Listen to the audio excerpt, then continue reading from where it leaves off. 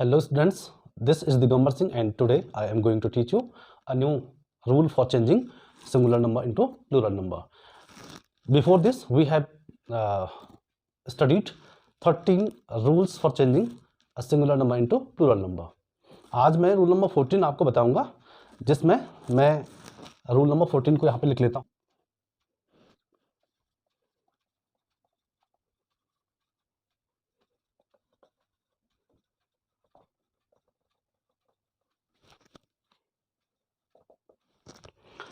तो बच्चों मैंने यहाँ पे एक रूल लिखा हुआ है. We have some compound nouns. हमारे पास कुछ ऐसे कंपाउंड नाउन होंगे जिसके अंतिम शब्द को हम एस जोड़कर, उसमें हम एस जोड़ेंगे तो हम उसका प्लूरल बना सकते हैं. जैसे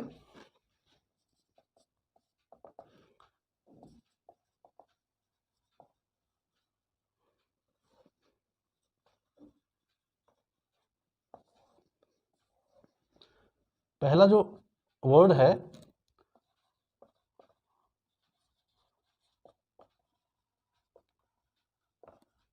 forget me not. Forget me not. There are three words in this compound nouns. इसका अर्थ होता है forget me not एक पौधा होता है जिसपे नीले रंग के छोटे छोटे फूल लगते हैं. अब देखिए रूल कहता है भाई कि हमें क्या करना है, कुछ कंपाउंड नाउन्स के अंतिम शब्द में हमें एस जोड़कर उनका प्लूरल बनाना है. तो इसका अंतिम शब्द है नॉट, तो हम इसका क्या हो जाएगा प्लूरल, फॉरगेट मी नॉट में हम क्या जोड़ लेंगे, एस जोड़ेंगे. तो फॉरगेट मी नॉट का फॉरगेट मी नॉट्स हो जाएगा. इसके अलावा दूसरा है, आपने एक शब्द सुना होगा गो बिटवीन. गो बिटवीन, गो बिटवीन को कहते हैं बिचौलिया. अब इसका जो अंतिम वर्ड है, इसका जो लास्ट वर्ड है वो बिटवीन है. तो what will we do, we copy go here and we add s to the last word of this compound noun. तो go between has been changed into go betweens. एक और लिखते हैं, ये तो आपने सुना ही होगा, touch me not plant. touch me not plant, इसको हिंदी में कहते हैं छुई मुई का पौधा. तो इसमें हम क्या करते हैं, जो लास्ट वर्ड है according to the definition we will have to change this word into plural number. And what will we do, we add S to this last word. What will be the plural of touch me not plant. Touch हमने ऐसे उतारा, me not, और plant जो है उसमें हम S जोड़कर उसका क्या बना लेंगे, प्लूरल बना लेंगे. एक और काफी लोकप्रिय जो वर्ड है वो है good for nothing. Good for nothing. अब इस वर्ड में, इस कंपाउंड नाउन में 3 शब्द हैं. There are 3 words in this compound noun.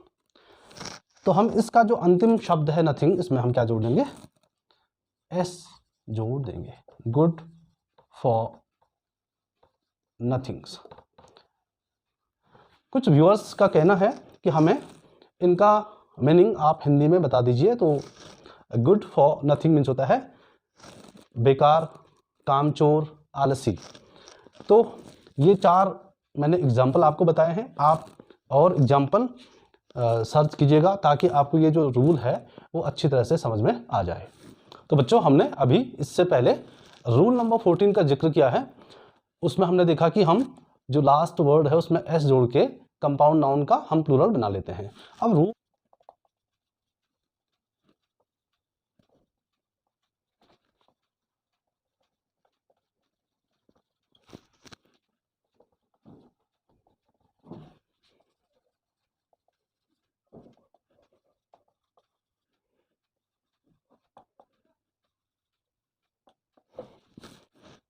बच्चों इससे पहले मैंने रूल नंबर 14 आपको बताया जिसमें हम किसी कंपाउंड नाउन के लास्ट वर्ड में एस जोड़कर उसका प्लूरल बनाते हैं।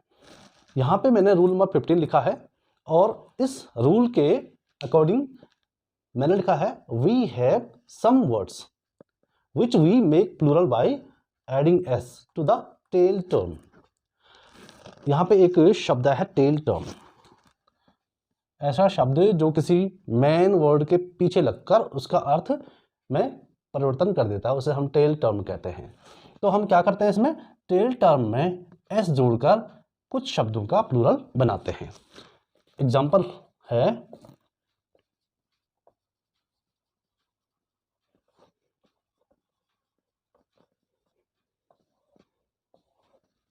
पहला है स्पून फुल। अब देखिए ये जो है ना, ये वर्ड जो है ये बना है स्पून प्लस फुल से।